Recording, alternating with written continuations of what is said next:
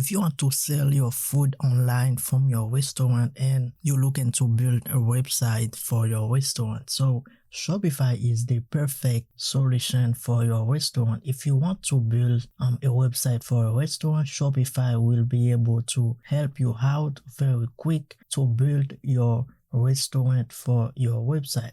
So you can add any menu on your website, payment method, shipping costs, delivery costs. You can do all that in Shopify. But first, I will leave a link in the description where you will get 3 months for only $1 per month. So the basic price is where if you click right here, you can check the price. So the basic price is $39, but if you use the link in the description of this video, you will pay only $1 for your first 3 months with Shopify. So when you click right here, when you click the link, you will come right here. Then when you come here, you will put your email address right here and then click on start free trial. And then when you click on start free trial, it will guide you right here. And then you can create your account and then finish your store later on. So but you have to add your payment method. So right here, let's get started which